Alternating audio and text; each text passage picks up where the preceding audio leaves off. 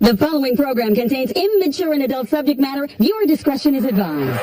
Just for laughs, from the funniest city on earth, the Montreal International Comedy Festival. Tonight, Mike Wilmot, Nick Cannon, Dave Cook. Just for laughs, 2010. We've kept you laughing for over 28 years. Thank you very much. Hello, good evening. It's wonderful to be here for the Just for Laughs Festival. Tonight, especially for you, I'm going to be doing some ventriloquism for you. Yes. Okay, quick question. How many of you here tonight are ready to enter the land of make-believe? Okay, how many of you are already in the land of make-believe? Okay, just one little thing I'd like to point out. When I have the puppets out, right, quite often people will come up to me after they've seen the show and they think the puppets' voices are on CD or MP3 or something. Okay, so tonight, to prove to you that it is me doing it all, I'm going to move my lips just a little bit.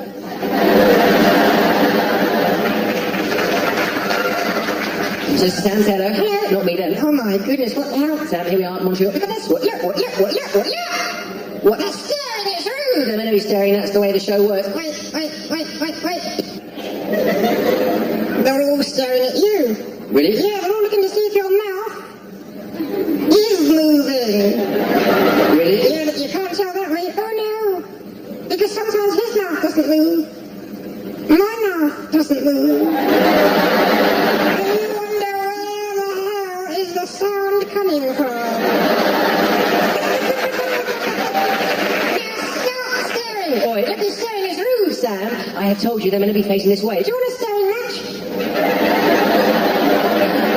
I win. Alright. It's a joke, I can't blink. Okay.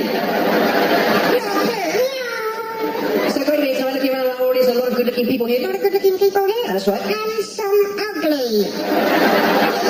Look, he is ugly. What nasty-looking? Don't tell him he's ugly. Why does he not know? Now, what's this? What's this?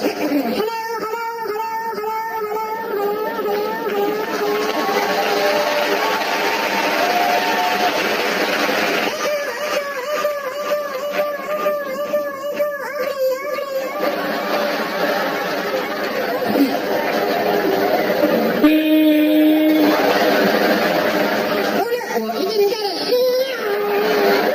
Would you leave the man alone? Look at it, Sam, I warned you.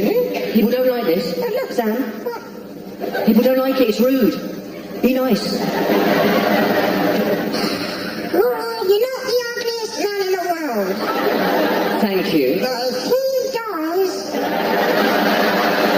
Right, that's it, get in there. Okay. Oh, shit. Yeah, right. What? He looks okay this way up.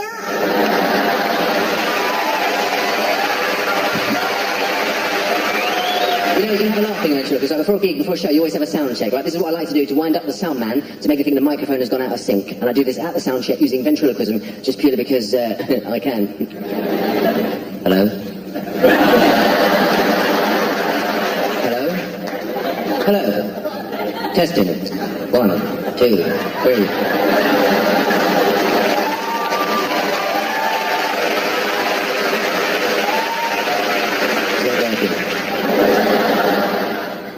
Go away. I want to do something a bit different this evening, and I love going to the audience. I can hear people's thoughts, you know, I can tune into people's thinking. Honestly, really, I can hear people's thoughts. Go away. Okay. Good, he's so sexy. I'd love to sleep with him. So would I.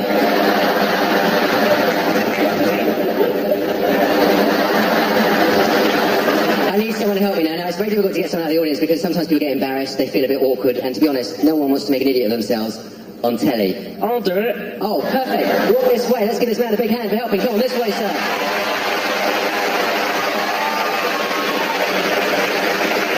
Thank you so much. Just come and stand here. Okay, now I only know you as ugly, okay, and it wasn't me. What's your name? David. Tonight, live from Just for Laughs, you are about to become a human ventriloquist dummy.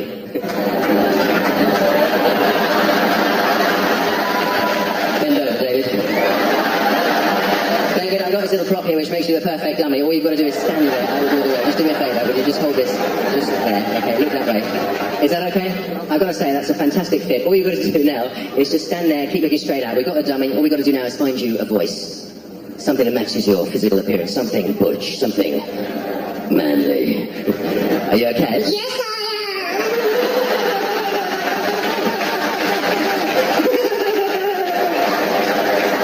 Well, it surprised me. It surprised me. I was only joking. Do you want to change it? No, I like it. I like you. Well, I like you too. You know, I'm not gay. I am. Oh, you're not. You know, that's cool, but what about your lovely wife? She doesn't know. Okay, we need to move on. We need to find you a name. Yes, a name. We need to find you a name that suits your personality, right? A name that you're comfortable with. Do you have one? Oh, yes. What name would you like to be called? Pamela. Well, listen, you've been a great sport. The audience think you're fantastic. Hang on, What? I'm not finished yet. You're not finished? Oh, no. Well, we're running out of time. What? I haven't done my dancing yet. Look, you know, it's okay. You don't have to. No, I really want to. Well, in that case, I'm no party pooper. What sort of dancing do you like to do? Well, mainly Irish dancing. What are you going to do for us tonight? River dance. Really? Naked. You're not going to have to do that. I'm still going to have to kick the shit out of you. Okay, fair enough. You've been fantastic. It's all got very silly. Before you go back to your seat, just tell everybody here tonight how ungay Yes. and how heterosexual you really are. Okay. When I get home, Yeah. I'm going to rip my wife's knickers off. Are you? Yeah. Why is that? They're killing me. You feel like you are. Thank you so much. But all the greatest pop songs ever written just use 4 chords. After the break, more Just Relax. Wait a minute, let me give you a turn. Woo! I know. I have been a mom for 5 years. I've never looked like this. The last dress I got was maternity. And I adopted. Moms don't get to dress up. My husband, usually I'm dealing with like bodily fluids. I need a dress made out of terry cloth. My husband said, "What do you want for your birthday?" I went, "An hour alone in the bathroom." You know what I got? A macaroni necklace. I had to lock myself in the bathroom for an hour, and I ate the necklace when I got hungry. You know, Mom, it's not how your friends, because your friends will tell you, oh, you don't have any children, and they all do. Oh, you're not fulfilled until you have children. You liar. All you single girls without kids, that is the most fulfilled you will ever be. And the cleanest. Because before I had children, I was so selfish. Oh my gosh. I used to shower like every day. Now I get 10 minutes in the bathroom if I'm lucky. You gotta make a choice. I can wash my hair, or I can lay on the floor and take a nap. I don't want to brag, but both of my legs are both shaved at the same time right now. I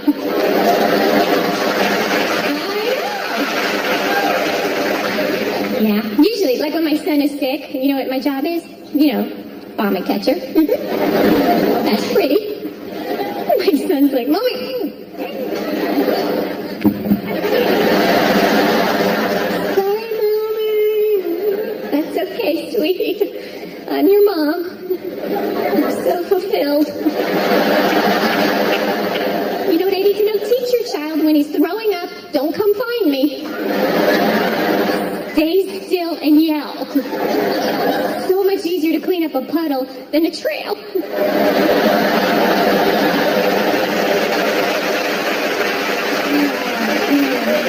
It was so bad, but he was so sick, he was just throwing up. I found it all day long. I'm just catching and catching and catching, and my husband's standing there. Like, find something for me to put this in. Your pocket.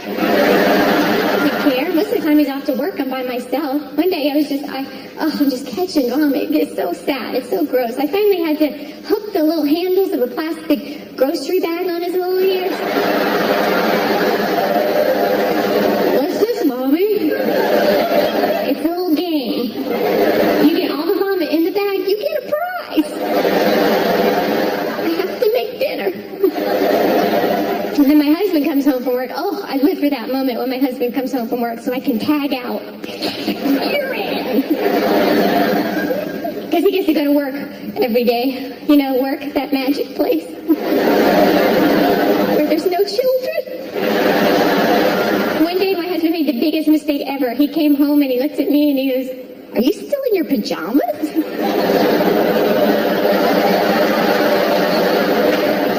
You see your two children?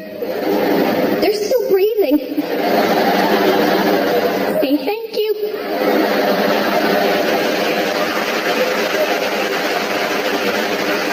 Don't say I'm pretty.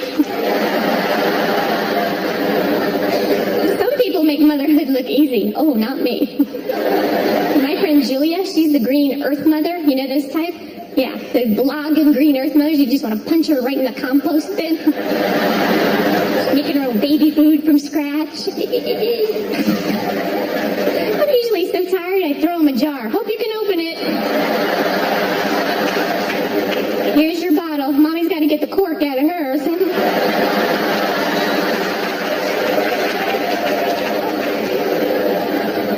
My friend Julia, she made all the kids' clothes out of the hair off the dog. My blog is so different. Today my kid ate worms. That's protein, right?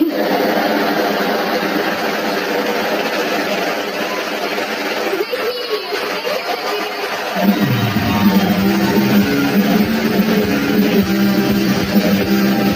But look, folks, we've been a rock and roll comedy sensation for 40 years now, and in all that time, we've never had a hit. I know, I would have thought guys, you know why we never had a hit? No?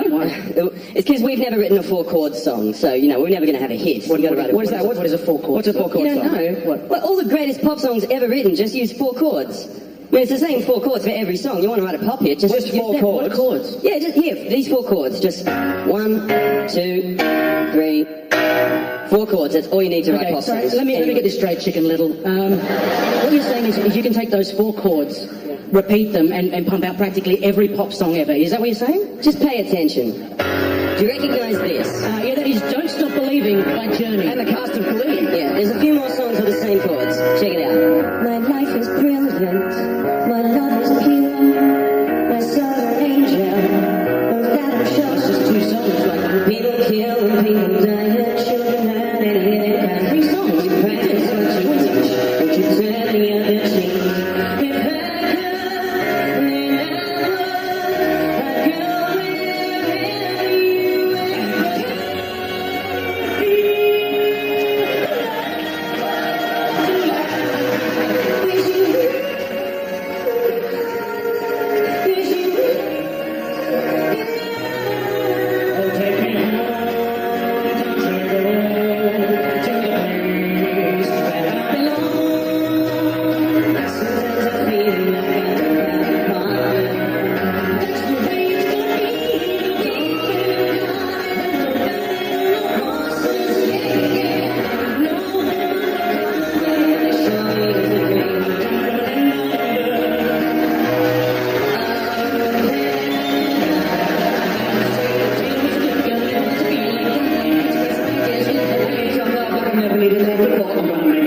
go wherever you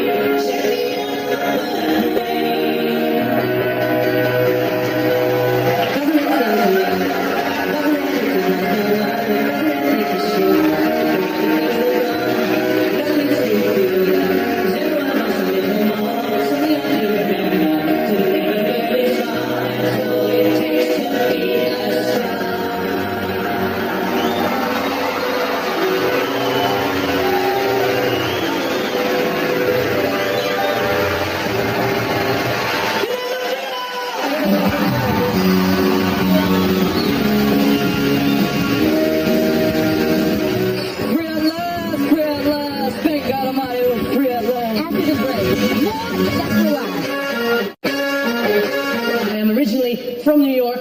I moved to Ireland when I was 14. And how I ended up moving to Ireland was, when I was 14 years of age, I got kicked out of school in New York. And why I got kicked out of school was, for a 14-year-old, I had a serious problem with alcohol. So my mother came up with this ingenious idea to send me to Ireland to go to boarding school.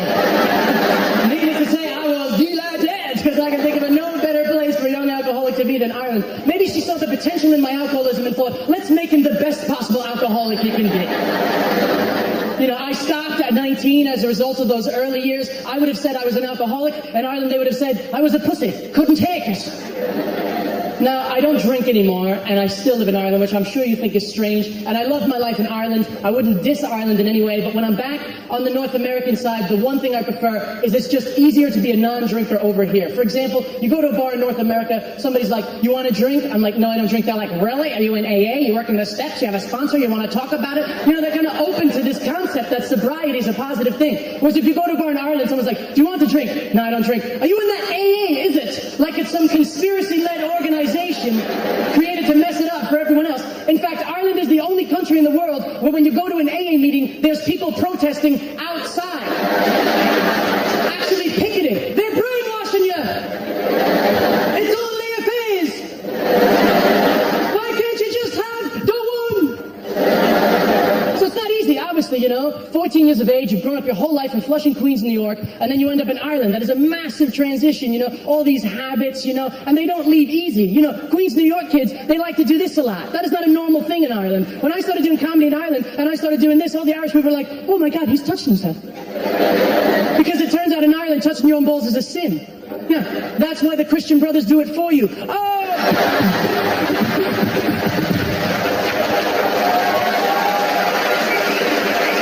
Distraction.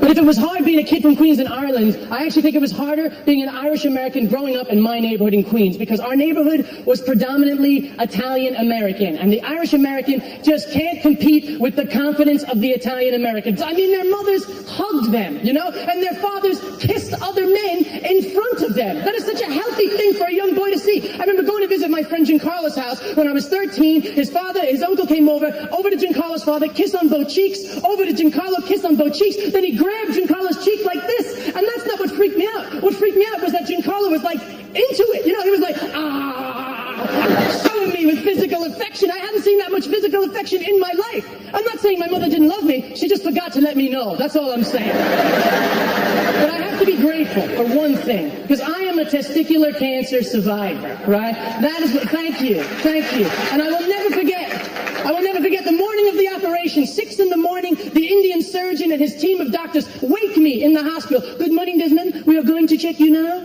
And I was like, you're going to check me now? But I just woke up. Maybe this isn't the best time. And he's like, no, we'll check you now. So I was like a snake charmer trying to get that down. I was like, please, go down. Hillary Clinton, go down. Which was great, because by the time they checked, I was on a semi, so I looked humongous. I was like, check that shit out, bro, huh? Snuffleupagus up in this, huh? That's right. So I didn't get the fake one. In conclusion, I didn't get the fake one. They offered you it just before they put you under. And I said, I didn't want one. I said, why do guys get it? The doctor said, a lot of guys get it for cosmetic reasons. And I was like, cosmetic reasons? What are you going to do to that? The male scrotum is never a word I would have put in the same sentence with cosmetic, you know? So I didn't get the fake one.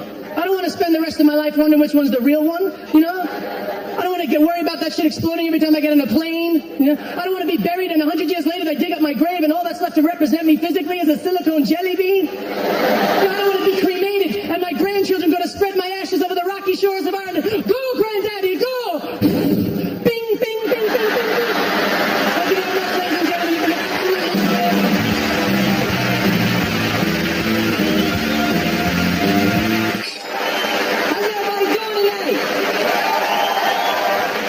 A lot of you might know this or not, but I just got married. I'm married to Mariah Carey. Really?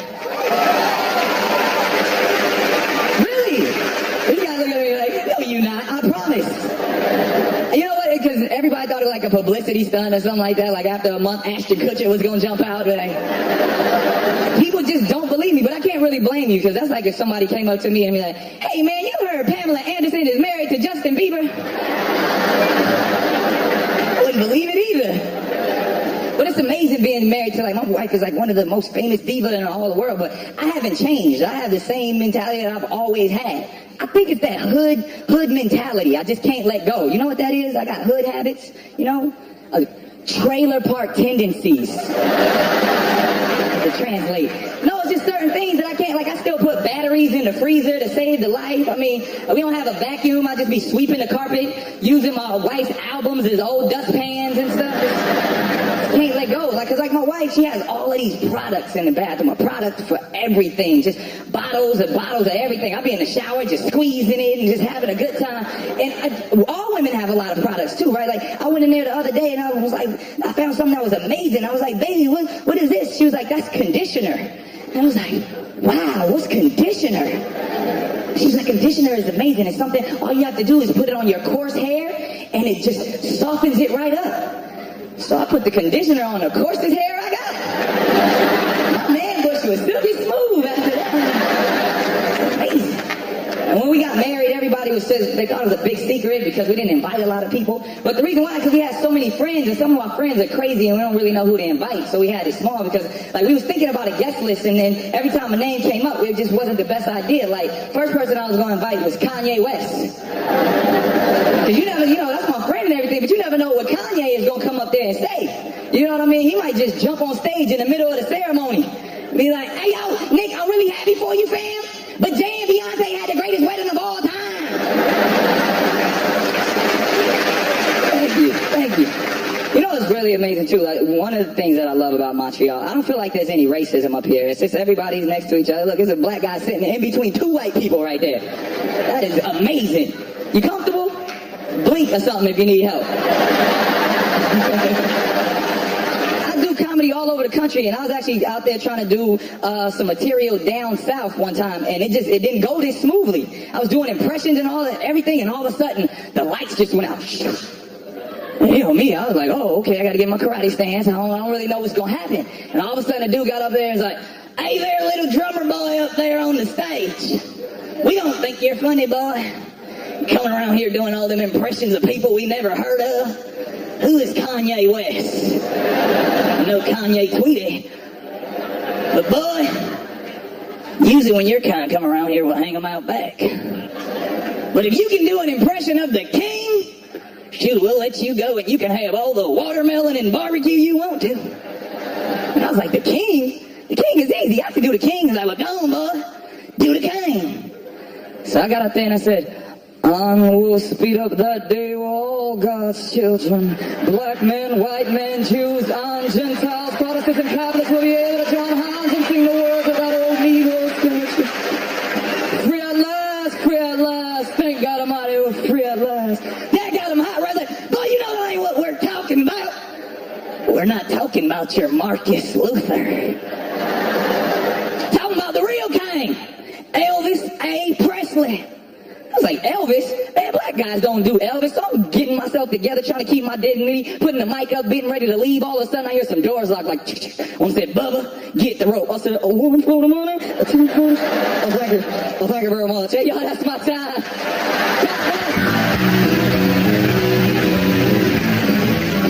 Don't go away. Just standing there with a song. Come on. Mike Wilmot, coming up on Just Relax.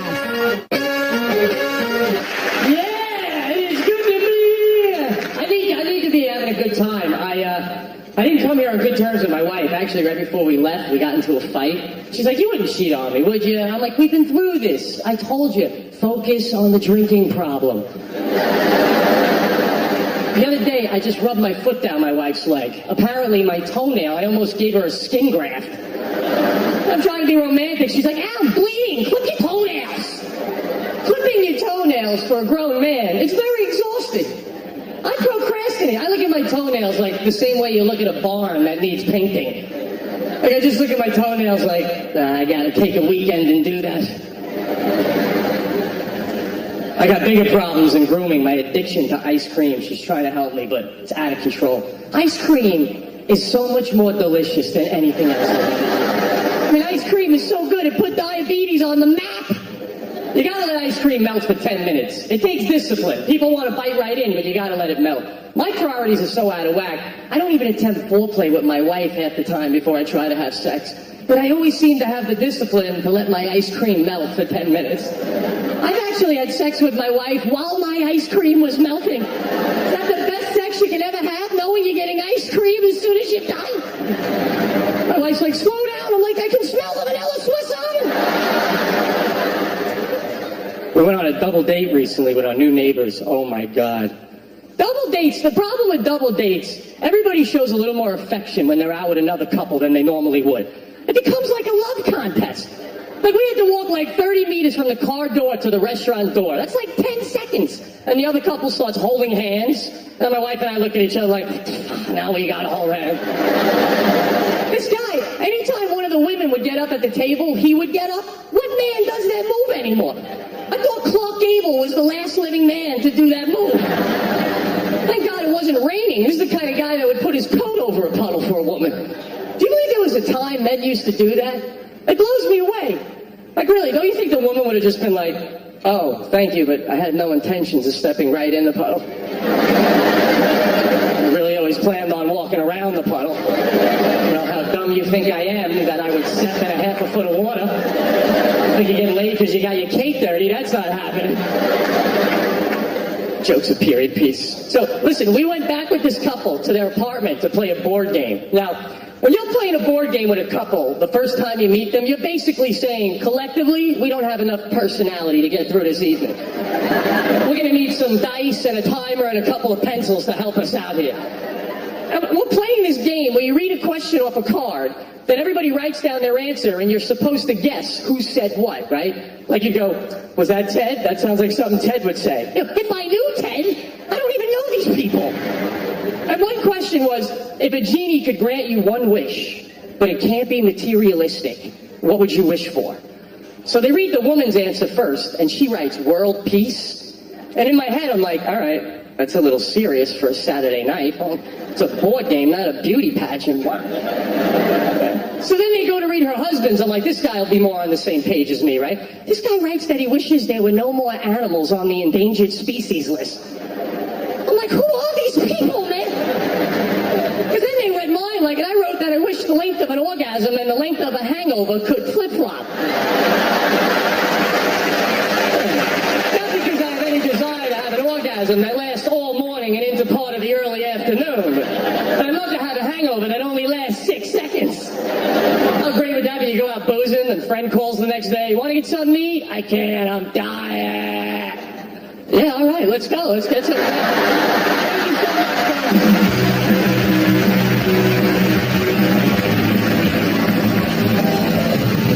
Most comedians say that when they come out, it's nice to be here. And most of them mean it. It is nice to be here. But my wife, old lady, girlfriend person I'm with, recently turned 50 and is premenopausal. So it is very, very nice to be here.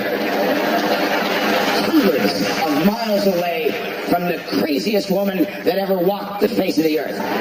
She's about 8 foot tall. And as the menopause keeps going, she gets bigger. And big. The last year of my life, I've never done this so much. Ready? That's all I've been doing. And every time I hear a door open, she's here. And she used to just open doors. Now it's more of a kind of thing. I love her very much, and I don't mean to disrespect her in any way. But in my opinion, I don't think she's human. She's lovely. She looks like a human, but she's from another planet. I bought a trailer recently, and we take it up north, the great Canadian cop-out vacation. North, whereabouts? Who cares? North, no one knows. Just keep on driving until you see a barn. I think we can drink and drive now. That's a plan. No one's here. Amish guy's gonna chase me with a shovel. You and your devil-mobile. So we bought this trailer. This is true. We put it up north. She doesn't like the view. And rather than back the truck in and move it, she decides to pick it up. I'm not kidding. It's sleep 6 and the side pulls out. It's a big trailer. She walked up to it. I'm not kidding. She walked up to this trailer and just went, put it down, way like a Russian weightlifter from the 70s. Just sort of that. Off into the bush. I can hear trees crumbling at her feet. When she's not around, I look around, make sure she's nowhere to be seen. I try to pick up the trailer, and it was like, it was earth. It was absolute earth, and I can't sleep thinking this woman walks the earth with me. She hit me in the head with a set of car keys a few weeks ago from a distance. I had it coming. I called her a whore, but no, in that funny way. Oh, you whore. You know, like that kind of. Turns out there's no funny way. It's weird getting hit in the head with car keys if you're not watching, because they jingle on the way over.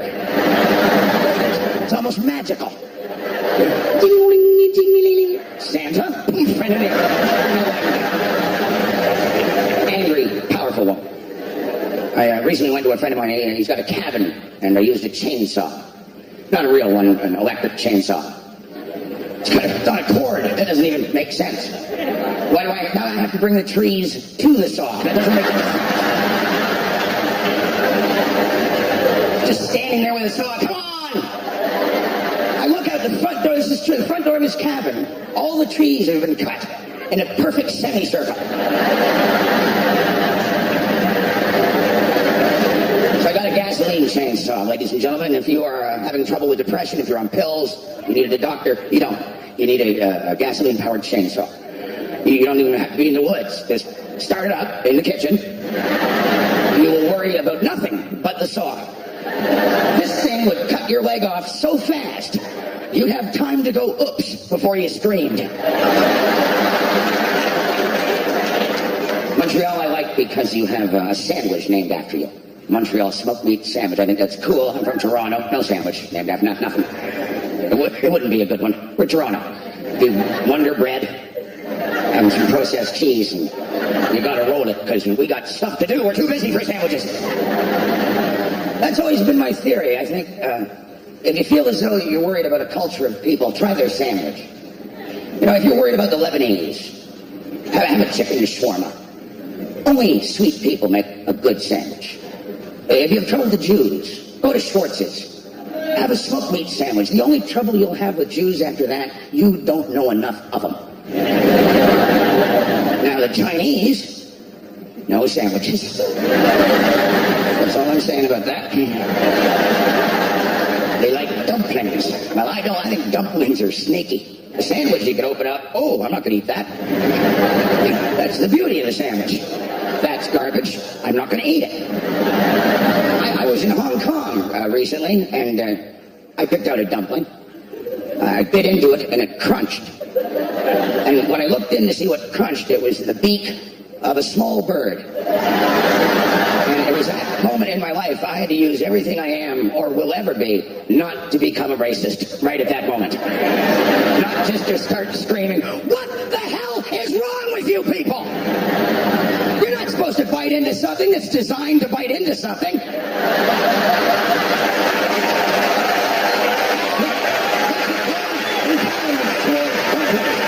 Thank you very much, everybody.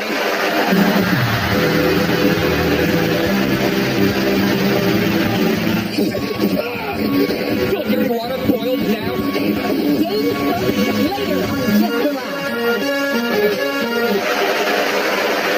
I had this little celebration. Recently was my birthday. I hung out with one of my best friends in the world. His name's Philip.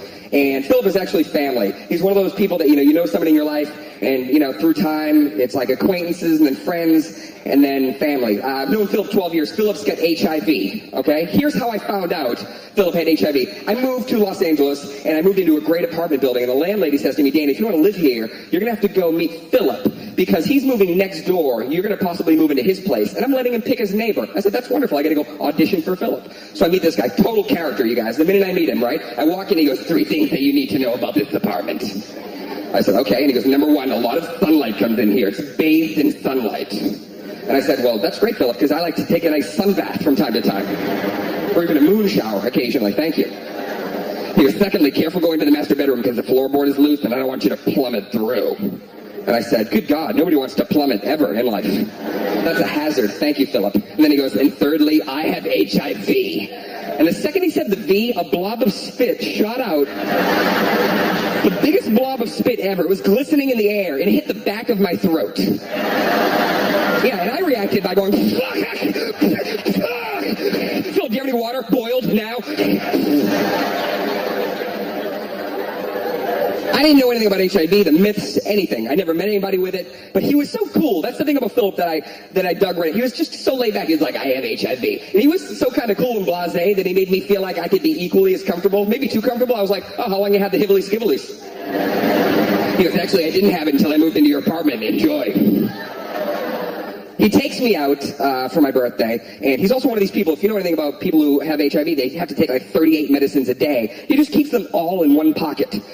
He's got all these pills, and the thing is, he'll just grab stuff out of his pocket, and pills will just dance, just fall. And I'll be like, Philip, don't you need some of these to live? And then he'll come back, and he'll just pick them up off the ground and eat them. I mean, I'm sure he's not concerned about dust at this point, but... One time in an alleyway, he literally picked something up, put it in his... I go, Philip, what does that one do? And he goes, it's for fresh breath. It's a Tic Tac. Relax.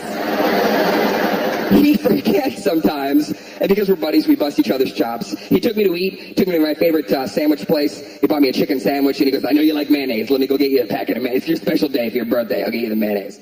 So he goes up, and this is what I see, okay? I watch him, and he gets the mayonnaise. He's walking back across the food court. In his left hand, he's got 3 packets of mayonnaise. In his right hand, he's got 1 packet, and he's opening that one, which is, well, yeah, and just like you, I'm like, that's my shit, the 3 packets. He's bringing me the 3 packets. He gets to the table, and he goes, here, I opened it for you. I go, Philip, are you trying to murder me? And he goes, I'm sorry, I forgot. I go, I didn't. I never do. I know every potato chip you've ever touched and every bowl we've ever hovered over. I've thrown away entire plates of cheese and crackers because you peruse a little bit too long, Spitty McGee. I said, Philip, have you ever noticed when it's just you and I hanging out, I never put myself in possible CPR moments? When it's just you and me, I'll never dash across wet rocks at the beach in search of a shell. When it's just you and I never challenge you to who can hold your breath longer games. You never want to get CPR from your best buddy who's got HIV, because you never want to be revived from near death. Look up and he's going to be like, I saved you. Yeah, for now. Philip and I were talking about there's these commercials that have been airing in the States for certain words that you're not supposed to say anymore. The word gay. There's a commercial with Hillary Duff where she just walks up to 2 girls. One of them is like, do you like my jacket? And the other one's like, that's kind of gay. And then Hillary Duff comes out of nowhere. Stop saying gay. Oh, thanks, Hillary Duff, out of nowhere.